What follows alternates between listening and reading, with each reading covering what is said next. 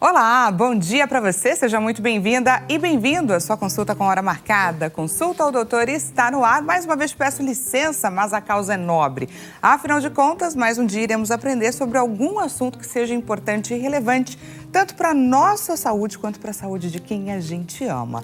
E hoje a gente vai falar sobre um dos órgãos mais importantes do nosso corpo, que para muitos especialistas ele é considerado assim o segundo cérebro. Para outros tantos chega a ser até o primeiro, dada a sua importância. Sim, é sobre ele. Nós hoje vamos falar sobre a nossa saúde intestinal, que muitas vezes a gente acaba só dando valor quando passa ali por alguma dificuldade, seja com relação à constipação, uma diarreia, uma dor abdominal e até sangue nas fezes, sinais e sintomas que jamais podem ser ignorados, gente.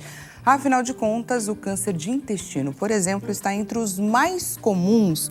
Mas, gente, 80% deles está relacionado a hábitos de vida, ou seja, são questões que podem ser modificadas. Ele é extremamente prevenível com mudanças ali no estilo de vida, principalmente com relação à nossa alimentação. Então, hoje a gente vai falar sobre diversas questões, sobre inflamação do corpo, sobre constipação, síndrome do intestino irritável, diversas questões e como que a gente consegue controlar ou prevenir através de mudanças no nosso estilo de vida relacionadas sim, a nossa alimentação. Lembrou de alguém a quem essa consulta seja importante e necessária? Estamos em transmissão ao vivo. Só compartilhar o nosso link de transmissão. Queremos sim chegar, é claro, com a nossa informação de qualidade para quem precisa. Como que você faz isso? Corre lá no nosso site www.hittv.com.br ou através do nosso aplicativo. Só compartilhar o nosso link de transmissão. Por falar em aplicativo, não perca a oportunidade de ter a Hit TV na palma da sua mão para você assistir aí no seu tempo e também do seu jeitinho.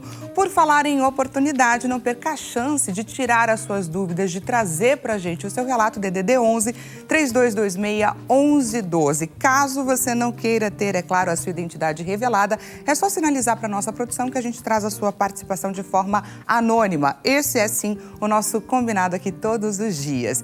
Por falar em combinado, gostaria de pedir pela sua participação também. Lá no nosso Instagram temos uma enquete à sua espera. @consulta ao doutor Hit TV, corre lá nos nossos stories. Diretor João Capellini, bom dia para você. Coloca, por favor, a nossa enquete na tela. Olha lá, na sua opinião, qual notícia não deveria ser notícia? 2 em cada 3 brasileiros não conhecem o exame preventivo. Câncer de intestino cresce entre os jovens. Na sua opinião, essa notícia já não deveria mais ser notícia? Ou brasileiros reconhecem sinais de alerta, mas não buscam ajuda, não buscam por atendimento? Clica lá na alternativa que a gente vai debater sobre essa questão. Afinal de contas, gostaríamos de mudar aí essas notícias que têm circulado aí pela nossa mídia. Vamos juntos?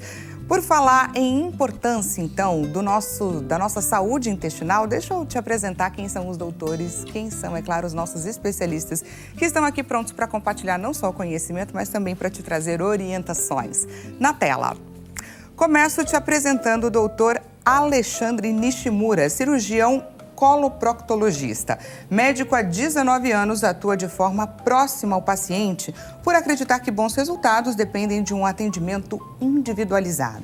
Com experiência em diferentes desafios da prática clínica, busca soluções eficazes para cada caso. Seu foco é promover a saúde por meio de um cuidado ético, humano e também, é claro, personalizado. E agora te apresento a doutora Tainara Gottardi, nutricionista esportiva, clínica e também estética. Construiu sua trajetória motivada pelo interesse em promover mais saúde e qualidade de vida. Ao longo dos anos, desenvolveu um olhar voltado para o cuidado individual de cada paciente. Seu trabalho une ciência, acolhimento e estratégias aplicáveis à rotina. Defende que uma alimentação equilibrada deve ser leve, possível e, claro, gente, duradoura. Doutores, sejam muito bem-vindos ao nosso Consulta ao Doutor. Obrigada, Dani.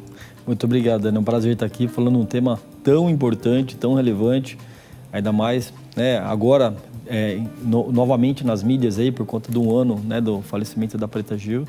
É importante falar para que notícias como essa não continuem sendo publicadas, para a gente estar fazendo a prevenção e tratando adequadamente os nossos pacientes. Exatamente, essa é a nossa importância hoje, trazer informação de qualidade para a prevenção Principalmente, gente, lembrou de alguém que essa consulta seja importante? DDD 11 3226 1112. Compartilhe, então, o nosso link de transmissão e não esqueça de participar aqui dessa nossa consulta que foi marcada para você. Doutor, explica pra gente com relação a esse nosso órgão que é tão importante, para uns o segundo cérebro, para outros chega a ser até o primeiro. Para você, em qual lugar que ele está de importância? Dani, o intestino ele é um pilar muito importante para a saúde como um todo, porque ele regula tanto a parte imunológica quanto a parte emocional, parte nutricional. Então, assim, o intestino ele é um órgão muito importante. Se a gente for pensar em área, o intestino delgado, por exemplo, é o maior órgão do corpo humano, né? Então, responsável por 90% da absorção de nutrientes. O intestino grosso, ele tem um papel importante também na produção de serotonina, que é um hormônio aí, um neurotransmissor de saciedade e bem-estar. Então, assim, o intestino é um órgão super importante que a gente deve cuidar através de uma boa prática de atividade, boas escolhas alimentares, para que a gente consiga estar regulando. A gente sempre fala, né, esses carrões novos com combustíveis super modernos e preço elevado, e para o nosso organismo a gente não toma esse cuidado de colocar bons nutrientes, bons alimentos. A gente tem que ter esse cuidado sim para poder cuidar dessa máquina que é tão importante. Já gostei dessa nossa primeira reflexão, porque é verdade, né? Às vezes a gente gasta com tanta coisa, sim. E quando a gente vê ali um alimento no supermercado, enfim, a gente reflete, será que eu devo, será que eu não devo? E o pensamento não deve ser esse, né? Afinal de contas, aquilo que a gente come, que a gente consome, que a gente escolhe para colocar ali para dentro do nosso corpo tem uma importância enorme, não é, doutora? Perfeito, Dani. Eu acredito que cada partezinha do nosso organismo tem a sua função. O nosso corpo ele é muito inteligente. Nós vivemos muito em mecanismo de defesa, de sobrevivência. Então, tem várias coisas que nós fazemos, até questões que nós pensamos. Até, por exemplo, uma pessoa muito ansiosa, o intestino ele responde como uma parte de fuga ou luta. Então, tudo que nós fazemos durante o dia vai influenciar também no intestino. Por isso que vem crescendo muito os estudos sobre saúde intestinal e vem se descobrindo tantas patologias, né, a partir disso. Sim. Essa questão dos estudos, a gente tem ouvido muito falar num termo que é a microbiota. Queria que o doutor explicasse para a gente qual que é a importância dela. Dani, como a Tainara falou, cada vez mais está tendo estudos para poder correlacionar esses achados, né? Tanto de métodos diagnósticos, quanto estudos sobre a funcionalidade de muitas dessas bactérias, hormônios, enfim. Então, a microbiota nada mais é que o conjunto de bactérias que estão presentes no intestino. Então, a gente tem bactérias que elas são boas e bactérias que são ruins. E a gente tem que acabar mantendo um equilíbrio com um melhor número, né, de bactérias boas, mas quando até mesmo essas boas estão em excesso, também pode ocasionar um desequilíbrio e também fazer mal para o organismo. Então, assim, a microbiota é esse equilíbrio, né? Esse conjunto de bactérias que estão presentes no intestino que vão ter o seu papel tanto na digestão, quanto na parte de humor, de saciedade, até mesmo de parte imunológica, processo inflamatório. Então, a microbiota é esse conjunto de coisas de bactérias que estão presentes no intestino. E entre bactérias boas e bactérias ruins, para a gente encontrar, então, esse equilíbrio, a alimentação é parte fundamental. É fundamental, Dani. As nossas bactérias, elas se alimentam também do que nós consumimos. Então, essa ligação é super importante. Até tem muitos compostos da alimentação que, por exemplo, quando uma pessoa come muita fibra, a linhaça, a chia, nossas bactérias se alimentam dessas fibras e elas produzem ácidos graxos de cadeia curta, que são muito benéficos para o intestino. Tem até um ácido graxo que é o butirato, que é um dos mais benéficos. Então, é como se você comeu fibra, que é muito saudável, sua bactéria se alimentou, ela produziu um composto a partir dele, que é o alimento das células intestinais. Então, isso começa a aumentar cada vez mais o número de bactérias boas, a absorção de nutrientes fica melhor, a parte de modulação dos neurotransmissores fica melhor, a imunidade também, muita da nossa imunidade tem relação com o intestino. Então, tudo vai se fortalecendo. Então, uma coisa leva a outra, é uma conexão. E é por isso que a gente viu tanto na apresentação do doutor quanto na apresentação da doutora a importância desse atendimento individualizado, não é? Total. Porque cada corpo é de um jeito, cada corpo tem necessidades específicas que muitas vezes a gente vê, meu vizinho, minha tia está usando tal suplemento, é natural, posso utilizá-lo. Não é bem assim, né, doutor? Não, cada ser humano é único, né? Então a gente tem que realmente individualizar principalmente hoje com métodos diagnósticos, a gente consegue ver exatamente qual é o percentual de microbiota XYZ de um paciente específico e aí tomar a conduta que a Tainara falou. Porque, assim, essa questão dos alimentos serem alimentos para as bactérias, que a gente fala que são os prebióticos. Então, os prebióticos determinados vão melhorar uma flora X, né? Então, a gente tem todo esse conjunto de coisas para poder atuar diretamente e de modo personalizado para cada paciente. Isso é fundamental. Hoje, com esses métodos cada vez mais modernos, a gente consegue individualizar com precisão o que precisa ser feito para cada paciente. E além dessa individualização, também é muito importante o acompanhamento, né? Porque o nosso corpo também vai mudando, vai respondendo a estímulos e tudo isso precisa ser observado bem de perto. Exato, Dani. Eu e o doutor estávamos conversando agora sobre isso, sobre a importância que um paciente, para ter mesmo os resultados e levar para a vida, não é uma consulta. Acredito que tanto com médico quanto nutricionista, em qualquer área da saúde e para qualquer projeto de vida que nós tivermos, né? Não é uma ação só que vai fazer você ter um resultado, é a constância. Então, nas duas apresentações, realmente eu vi essa questão da individualidade e também da constância em você manter os cuidados.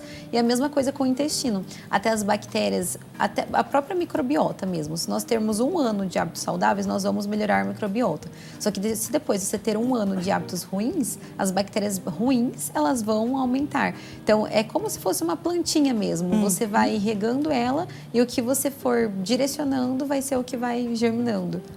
Porque muitas vezes, Dani, a gente faz um tratamento por etapas. Então, a gente analisa o paciente e começa uma etapa de excluir determinados alimentos, para poder regular um pouquinho. Aí depois a etapa de entrar com um probiótico, depois uma etapa para ter uma enzima digestiva. Então, existem etapas. Então, não dá para passar com a Nutri uma única vez, fazer um cardápio e levar para a vida. Não, porque aquilo ali é por um tempo X para ter um resultado X. A partir dali, vai ser uma nova estratégia para mais um período. E aí, fazendo acompanhamento ao longo do tempo para poder você ter um resultado sustentado. Isso que é importante. Não simplesmente passei numa avaliação, ela já me deu um cardápio mágico e vou resolver meu problema. Não é assim, tem que acompanhar. Esse é um comportamento, infelizmente, muito comum entre os pacientes, que todos os médicos que passam por aqui, eles falam um pouco sobre essa angústia, né? Sobre essa dor ali do ser médico, de receber o paciente, prescrever e depois o paciente nunca mais volta. E principalmente quando a gente fala sobre esse cuidado, né? Ele precisa ser extenso e os resultados, eles aparecem a longo prazo, não é tão rápido, né? Não é tão objetivo assim, a gente é muito imediatista. Queria saber, doutor, as doenças intestinais, elas têm aumentado ou a gente tem essa sensação por conta da mídia? Qual que é a verdade por trás dos fatos? Dani, assim, as doenças intestinais, na verdade, elas estão tendo mais diagnóstico. Tá. Quando a gente fala de câncer, sim, o câncer tem aumentado a incidência. A gente tem dados aí na literatura que mostram que nos últimos 30 anos teve um aumento de 80% de incidência nos pacientes jovens, câncer intestino. Jovem, a gente fala abaixo de 50 anos, né? Que antigamente a gente achava que câncer era de paciente mais velho. E hoje a gente está vendo cada vez mais de pacientes jovens. Então, sim, tem aumentado e vai muito em frente com os hábitos, né? Como a gente estava falando há pouco, né? A questão dos hábitos, os alimentos, eles mudaram. Eventualmente até a questão de agrotóxico, a questão de muito industrializado.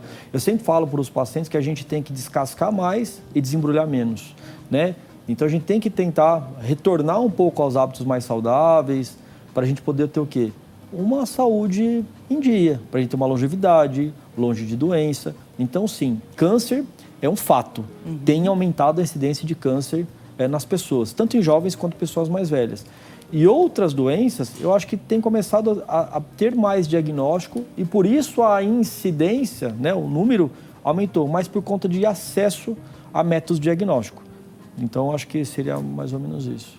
Queria puxar um pouquinho esse gancho que você falou com relação aos alimentos, porque a sensação que a gente tem é que a indústria alimentícia ela tem produzido diversos produtos, né, pensando em entregar para nós consumidores praticidade e tudo mais. Só que isso não está sendo benéfico, né, necessariamente, porque está trazendo aí muitas questões com relação à constipação, por exemplo, que muitas mulheres têm sofrido, não é, doutora? Já era uma queixa grande. mas tem aumentado também. E quando nós falamos em intestino, um ponto super importante é a questão dos adoçantes. Então, esses produtos que são industrializados, que são vendidos em mercados, em lojas de produtos naturais, eles têm uma ideia muito interessante. Então, você não vai conseguir fazer um lanche da tarde completo hoje, então ótimo uma barrinha de proteína, ela vai te ajudar a repor a proteína. Só que quando isso acaba virando parte do teu dia a dia, e principalmente se você tem algum tipo de desconforto intestinal, que muitas pessoas têm o diagnóstico de SIBO, IMO, a questão de estar estufada ao longo do dia, a distensão. Então, esses adoçantes que são artificiais e às vezes até mesmo os naturais, eles causam muita fermentação. Então, pioram alguns sintomas. Então, não que eles causam alguma patologia, mas eles vão piorar. E tem a questão também da microbiota. A bactéria boa, ela não vai se alimentar de adoçante artificial.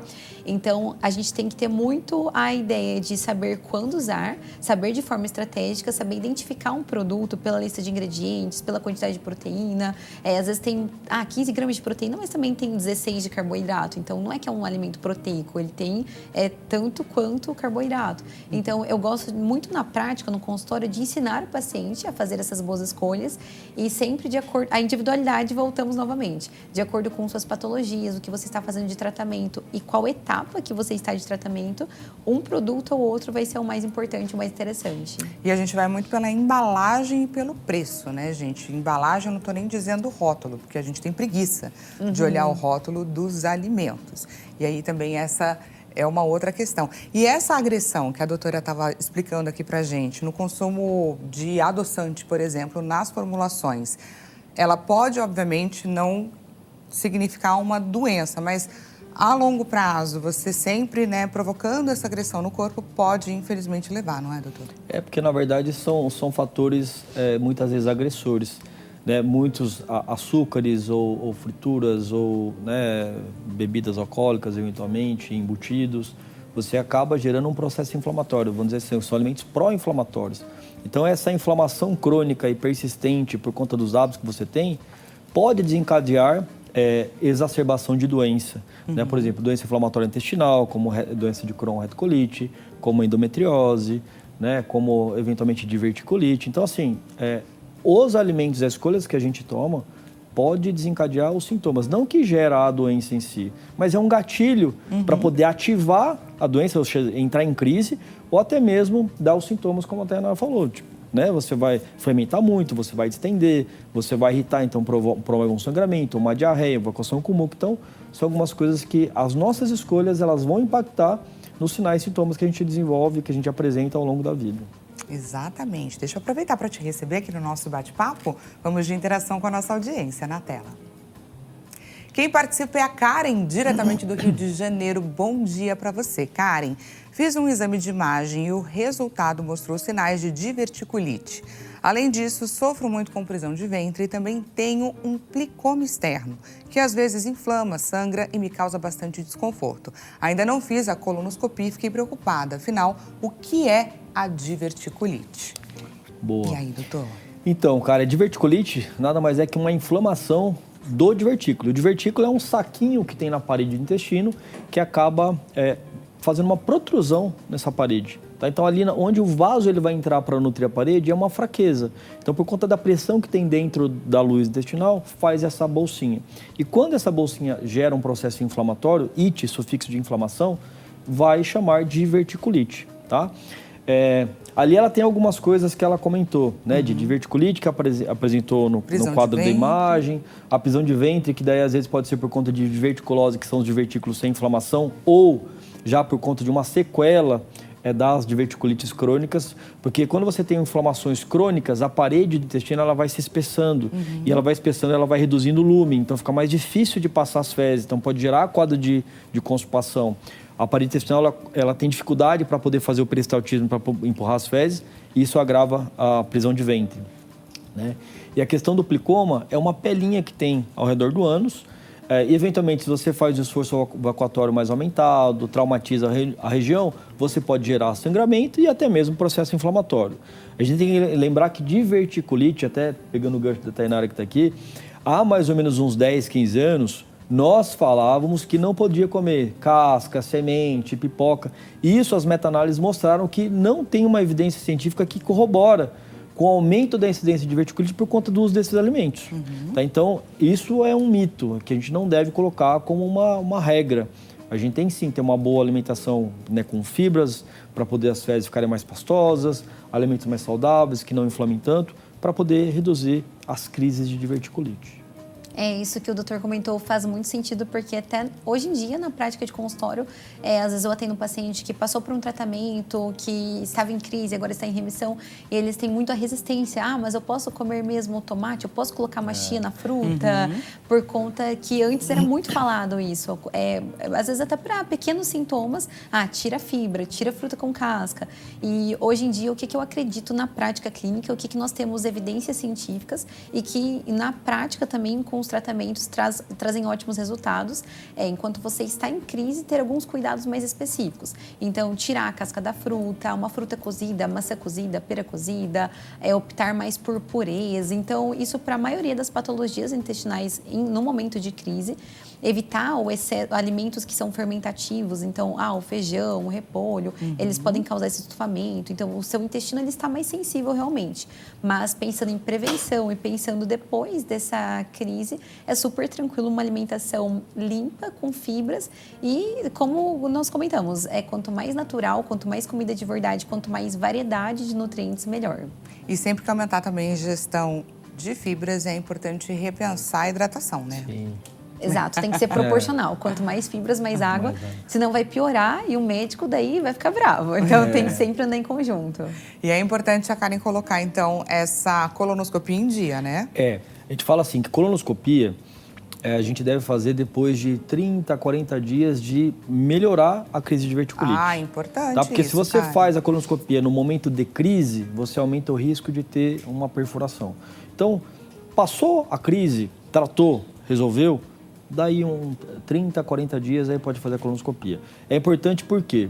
Porque a colonoscopia ela vai avaliar diagnósticos diferenciais como câncer de intestino. Então, muitas vezes, né, às vezes o paciente vai lá, faz uma tomografia e tem diverticulite. Aí aquela diverticulite que fica meio que persistindo, insistindo, uma dorzinha, não melhora totalmente, vai fazer uma colonoscopia, às vezes tem um tumorzinho. Então, precisa fazer para poder afastar essas coisas. Exceto se o paciente tiver uma colonoscopia recente. Tá. Fez há 1 ano, 2 anos. Recente 1 ano. Tá tudo bem, não precisa fazer uma colonoscopia. Esfria o processo e aí programa conforme a rotina de segmento com colonoscopia. Perfeito. Karen, muito obrigada, viu, pela sua participação. Enriqueceu demais aqui o nosso bate-papo. Olha quanta coisa que a gente aprendeu, tanto com relação a esse exame preventivo, quanto à alimentação. Muito obrigada. Vamos para mais participação, então, da nossa audiência na tela. Quem participa agora é a Leonice. Seja muito bem-vinda, Leonice, direto do Amazonas. Olá para você também. Gostaria de saber quais alimentos devemos consumir para evitar certas doenças, como aquela que matou a cantora Preta Gil. Quem tem hemorroidas tem mais chances de desenvolver essa doença? Pergunto porque meu marido tem hemorroidas e ficamos bastante preocupados. Leonice, obrigada pela sua participação. Vou começar com o doutor. Tá, então vamos lá. A questão da hemorroida virar câncer, isso não tem relação. Mas existe uma questão, Dani, que muitas vezes as pessoas têm um sangramento ou têm um desconforto na região e julga ser uma hemorroida. Então, assim, a gente não deve fazer uma autoavaliação, a gente não deve, por exemplo, mesmo tendo passado com um especialista, você recidivar esse sintoma, às vezes é uma indicação de você avançar no método diagnóstico. Por exemplo, passou com o médico porque teve um sangramento, vai lá, fez o exame proctológico de toque e viu que tem uma hemorroida. Daqui 6 meses, daqui a 1 ano, teve novamente o sangramento, viu, tem hemorroida, mas, dependendo da idade, faz um exame adicional, tipo uma colonoscopia, para poder fazer essa avaliação mais detalhada e realmente afastar isso aí. Tem um trabalho do começo da década passada, um trabalho português que avaliava isso e a mensagem era: será que estamos negligenciando as pistas? Porque é um trabalho que avaliou pacientes jovens que estavam tendo câncer e avaliaram retrospectivamente. Eles tinham passado com o especialista nos últimos 2, 3 anos. Entendi. E deram o diagnóstico de hemorroida e não deram um passo à frente. Por quê? Porque eram jovens. Então, assim, se você está recidivando o sintoma, investiga, faz o exame mais detalhado para realmente afastar a possibilidade de um câncer, tá? Hemorroida não vira câncer, mas se você tem um sangramento, está tendo uma persistência, deve fazer uma avaliação para poder afastar isso aí. E sobre as alimentações, de um modo geral, reduzir, né, a ingesta de alimentos industrializados, né, como eu falei anteriormente, descascar mais e desembrulhar menos, né? Exato. E tem vários alimentos que são interessantes quando esse é um ponto principal, a pessoa quer trabalhar na prevenção, são alimentos que têm mais alto teor de compostos que são anti-inflamatórios. Então, hoje em dia, por exemplo, os cogumelos, não é algo que nós temos tanto costume de incluir na rotina, mas os cogumelos, eles têm o shimeji, tá? Que tem beta-glucanas, que é um composto que ajuda muito para a parte de imunidade, para a parte de inflamação. A romã também tem vários estudos associando uma propriedade da romã, que é muito anti-inflamatória, que tem muito você colocou a romã na rotina, o próprio extrato dela através da suplementação e a diminuição de marcadores inflamatórios nos exames de sangue de pacientes, de diversas patologias. Temos o ômega 3 que nós conseguimos no atum, na sardinha, no salmão, a própria suplementação. Ele é um poderoso anti-inflamatório, ele diminui a inflamação celular, além de ajudar em outros mecanismos, por exemplo, recuperação muscular, que tem a ver com inflamação. Então, também trabalha muito na parte de prevenção. O alho, ele tem um composto que ele ajuda a diminuir, a induzir a morte celular. Então, nós temos um próprio mecanismo, que é estranho falarmos que as nossas células, elas morrem, né? Mas isso acontece toda hora no nosso corpo. Todas as células que estão velhas, estão danificadas, elas vão morrendo e as células novas, elas vão vindo. E esse composto do alho, ele ajuda a induzir a morte dessas células que são ruins. Então, claro que um alimento só de uma forma isolada, só o alho, em meio de uma alimentação péssima, não vai fazer diferença. Mas se você tem o costume de boas fontes de proteína de manhã, compostos saudáveis ao longo do dia, suplemento ômega 3, cuida dos seus exames, faz o acompanhamento médico, faz a prevenção. Então, tudo isso forma um estilo de vida saudável, um corpo desinflamado. É um ambiente que não é um ambiente propício para desenvolver qualquer tipo de patologia. Então, claro que é tudo muito multifatorial, depende de várias coisas, mas eu diria basicamente cuidar do seu ambiente, cuidar do ambiente que você está. Com carinho, sabe? Fazer aquelas escolhas com carinho, pensando aí nessa questão que você tem e de que forma que você consegue nutrir e ajudar o seu corpo a se restabelecer, porque essa máquina, gente, ela funciona com bons estímulos e de forma, assim, maravilhosa. Leonice, muito obrigada pela sua participação e vamos de mais interação com a nossa audiência na tela. Vamos ver quem participa. Nelson Mendes, seja muito bem-vindo. Bom dia para você também. Gostaria de saber se é verdade ou mito que o intestino se regenera a cada 7 dias. Dani, não, na verdade é assim, quando a gente fala de regeneração, é o que a Tainara falou. Fiquei curiosa com essa. Você tem a questão da regeneração celular por conta de apoptose, que vai destruindo e vai regenerando. Mas eu acho que essa pergunta é muito relacionada, por exemplo, ao fígado, que diz que você resseca um pedacinho do fígado e ele vai se regenerando, né? Como se fosse o rabo da lagartixa. Não, o intestino não tem isso, tá? As células, elas têm um processo de replicação celular, de reparo tecidual, por conta dessa questão da apoptose, morte celular, e fazer novas células para poder se regenerar. Isso sim existe, mas o intestino ele não tem esse processo de regeneração como o fígado, que vai crescendo de tamanho, isso não tem. Muito obrigada, viu, Nelson, pela sua participação. Fiquei bastante curiosa aí com esse questionamento que você trouxe pra gente. Enriqueceu bastante aqui o nosso bate-papo. Quando a gente vê agora uma notícia como essa, a gente já sabe qual é a alternativa correta. Muito obrigada pela sua participação. Doutor, vamos falar um pouquinho agora sobre essa constipação, né? Porque a Karen trouxe isso daí pra gente. Por exemplo, no relato dela, muitas mulheres sofrem com essa condição e muitas vezes a constipação é um sinal de algo que pode estar acontecendo, seja uma obstrução, seja algo, né, que a gente não esteja atento. Queria falar um pouquinho sobre isso. A constipação relacionada, por exemplo, ao câncer, é algo que o paciente ele vai tendo uma cronicidade, vai tendo uma progressão da piora da constipação. Porque a constipação, ela ocorre, no caso do câncer, por conta de uma obstrução. Então, se você tem uma dificuldade para passar as fezes, vai aumentando o quadro de constipação. Isso vai aumentando a distensão abdominal, o paciente vai começando a ter cólicas, dores abdominais. Então, assim, a constipação é um sinal, sim.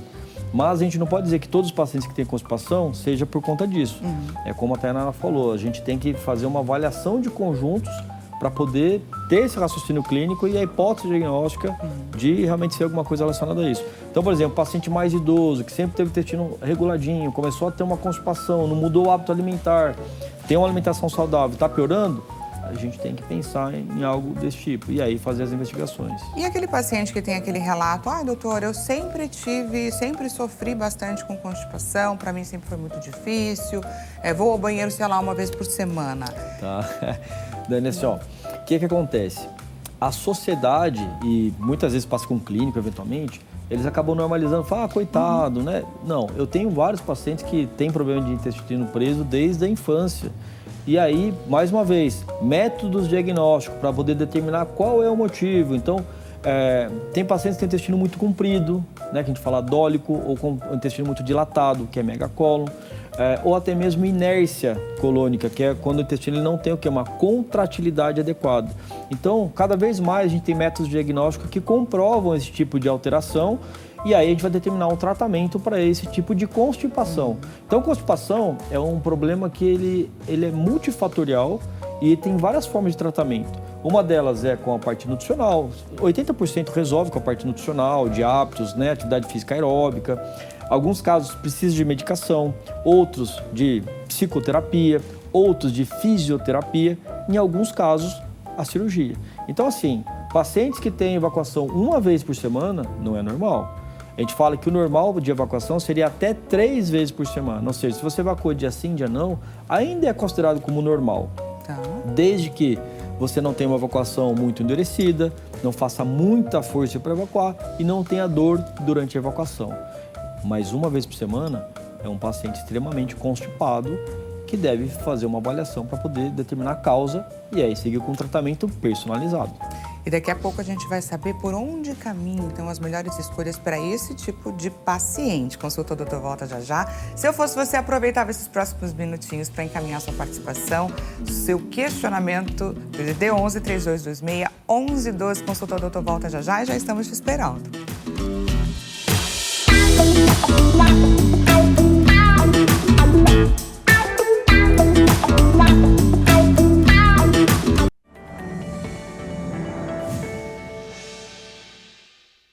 Consulta Doutora está de volta, seja mais uma vez bem-vindo e bem-vindo. Caso você tenha acabado de chegar, nosso bate-papo hoje é sobre ele, gente, nosso intestino, nossa saúde intestinal e o quanto as nossas escolhas podem, é claro, melhorar diversas condições. Existem muitas pessoas que sofrem com constipação, que sofrem com diarreia, síndrome do intestino irritável e a gente está falando sobre tudo isso.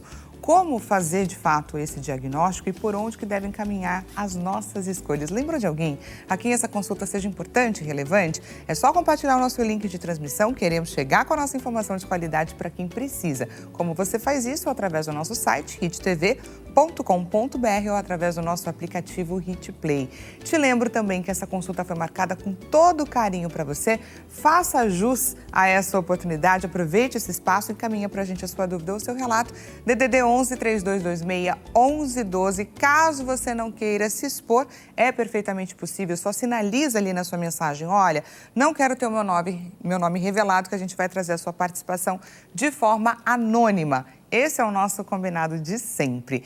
Também peço que você participe lá da nossa enquete. Está à sua disposição no nosso Instagram, que é @consultaodoutorhittv. Entra lá nos nossos stories e participa. Que enquete é essa? João Capellini que vai mostrar pra gente agora. Vamos ver.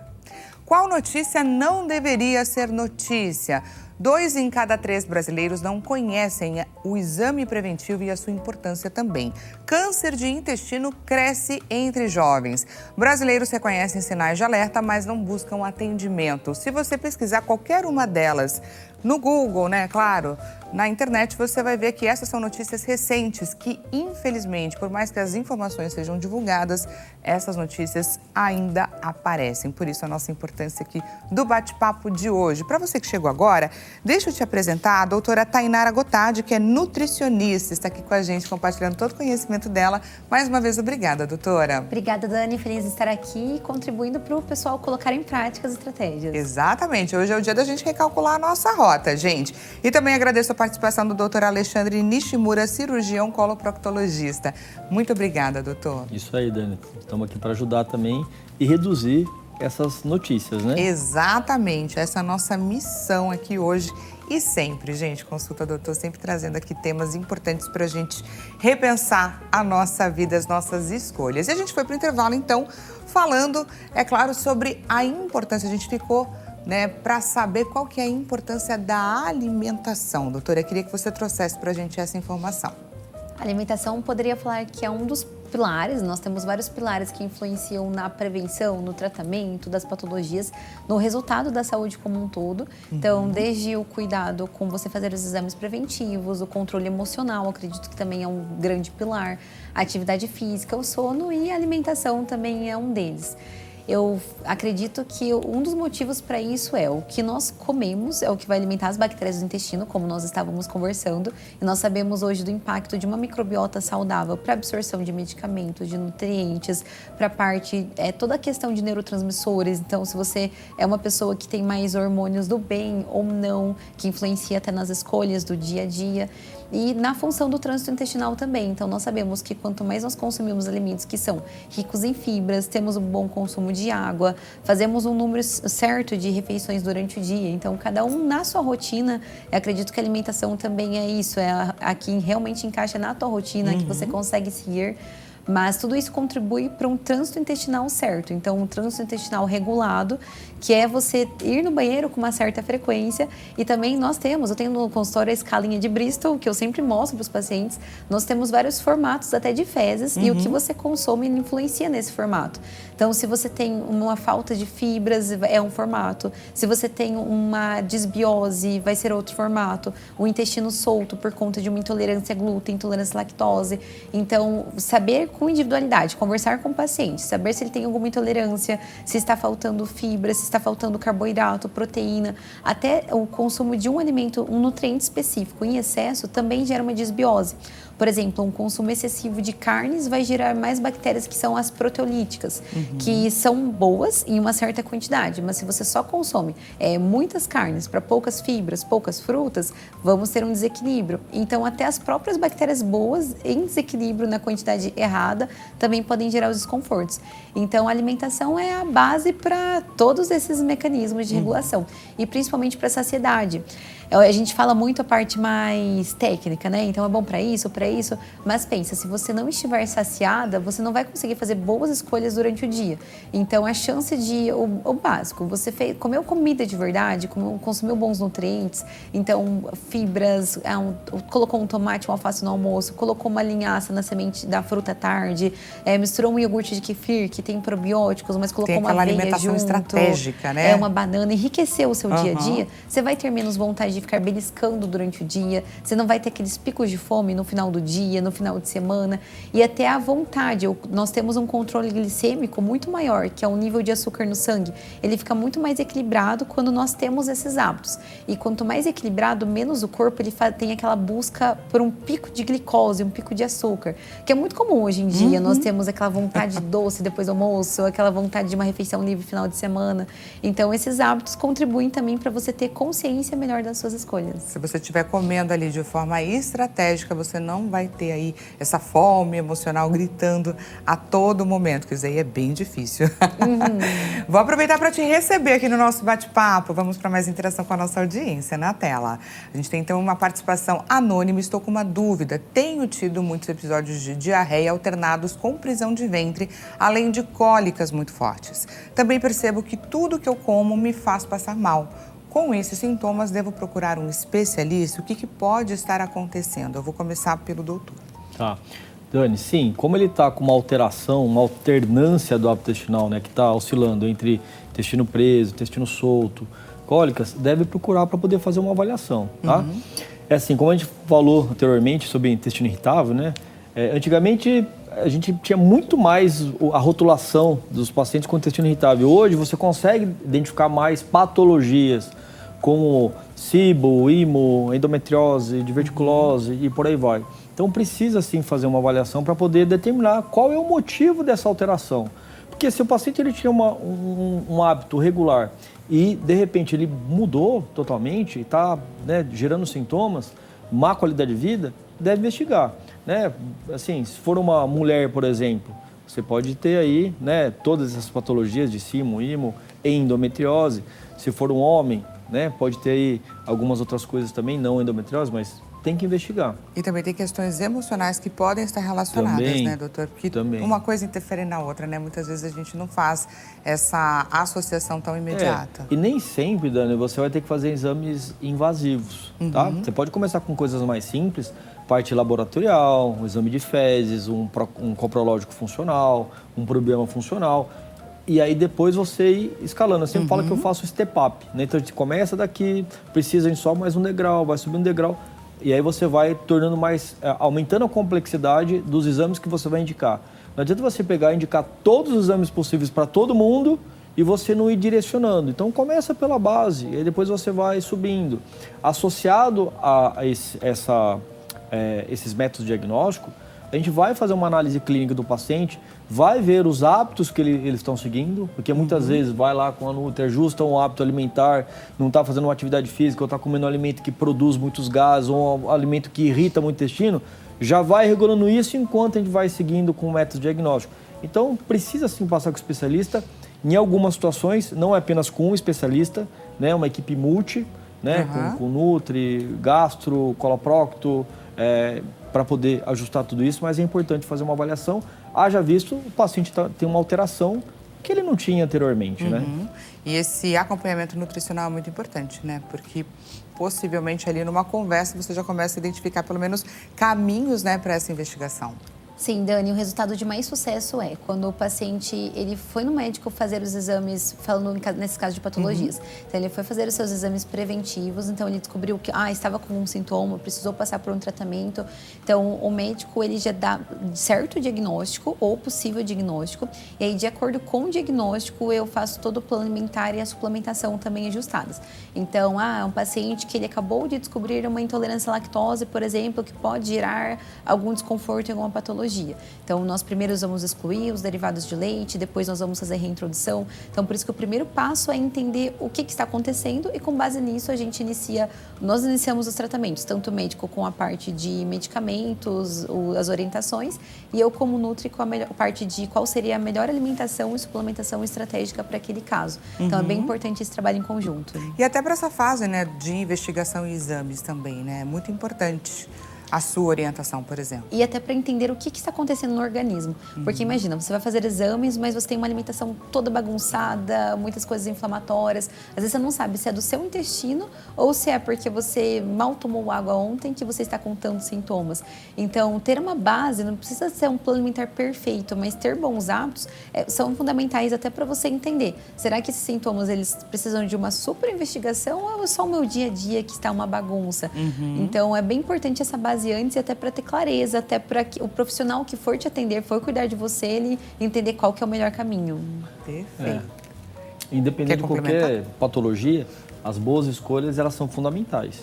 Eu sempre falo que o tratamento de uma patologia, a gente tem que saber a causa e não tratar a consequência.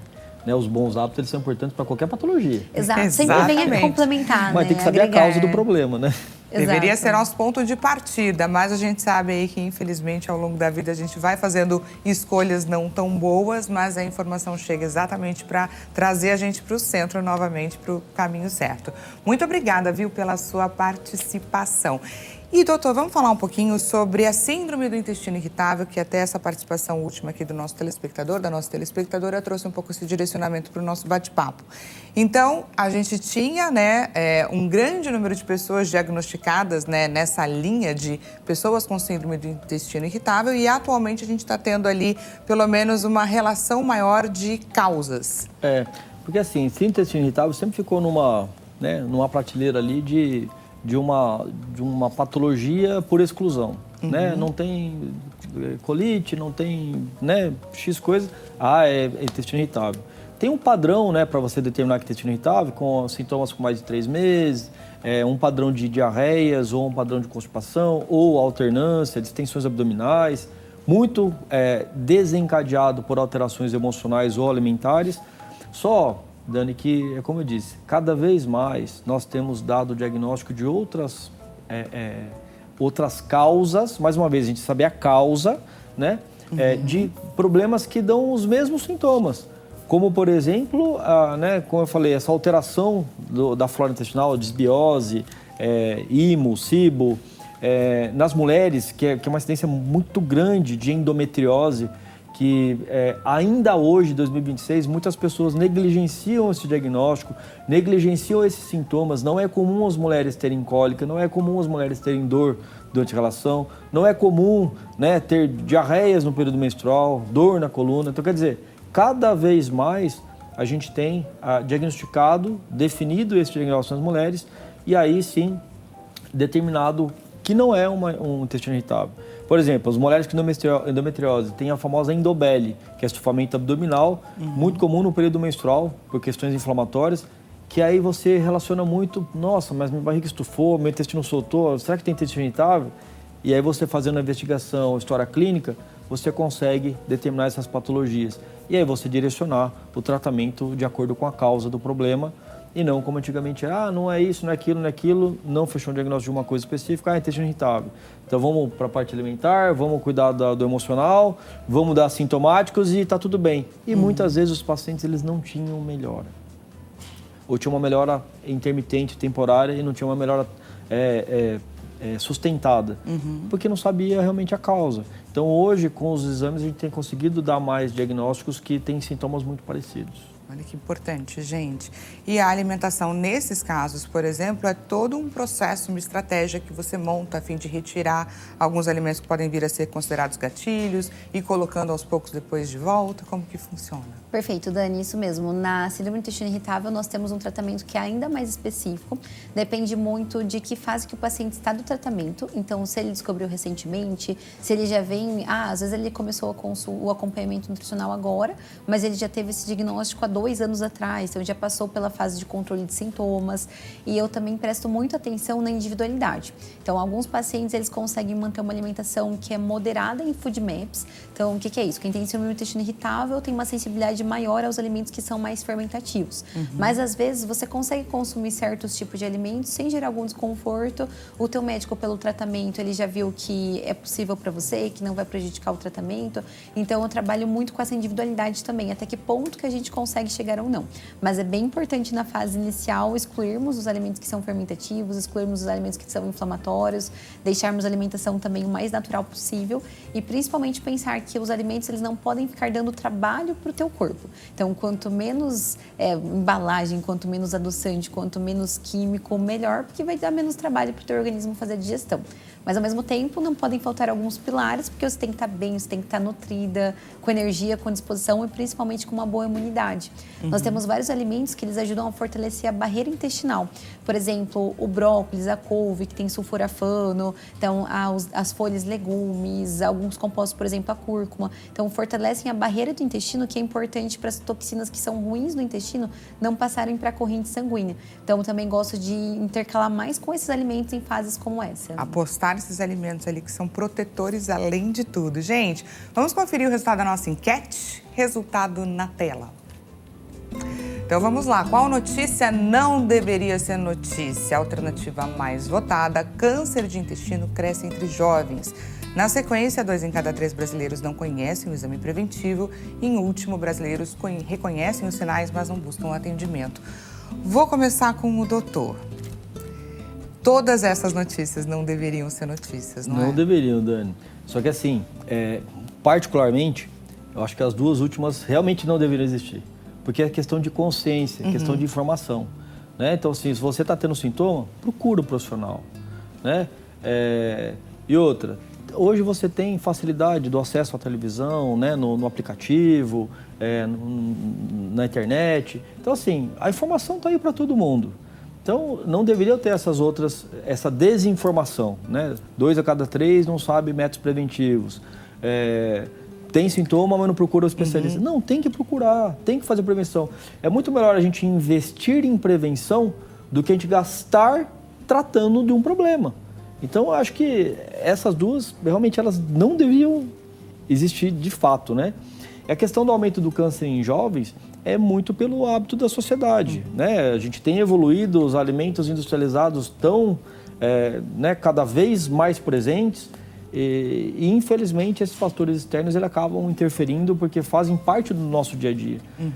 Eu acho que é praticamente impossível, né? Ou quase impossível você não ter alguma coisa no seu dia a dia que não seja politicamente correto ou saudável. É muito difícil.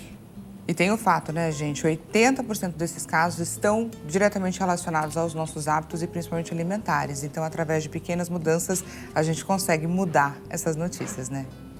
Trazer a consciência para as pessoas, elas saberem que cada dia, cada escolha que nós fizemos, elas vão estar influenciando na prevenção, no controle, no envelhecimento, na longevidade. E ter essa clareza para não termos mais notícias como essas. Exatamente. Doutores, gostaria demais de agradecer a presença de vocês aqui hoje, com esse bate-papo muito informativo. Muitas pessoas foram ajudadas com as orientações de vocês. Muito obrigada, viu?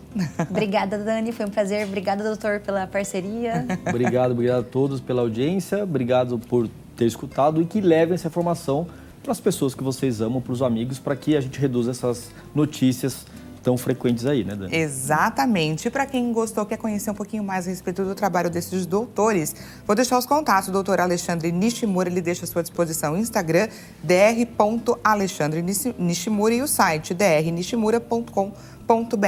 Da doutora Tainara Gotardi, nutricionista, Instagram Tai Gotardi, e o WhatsApp DDD 45, gente, 998222999. Lembrando, recebemos diversas mensagens, vamos respondê-las daqui a pouquinho com os doutores. Entra mais tarde lá no nosso Instagram, @consultaodoutorhittv, para você conferir ali a sua resposta, ok? Muito obrigada mais uma vez, tenha um excelente início de tarde. A gente volta a se encontrar amanhã, nesse mesmo horário, às 11 horas. Até mais, pessoal.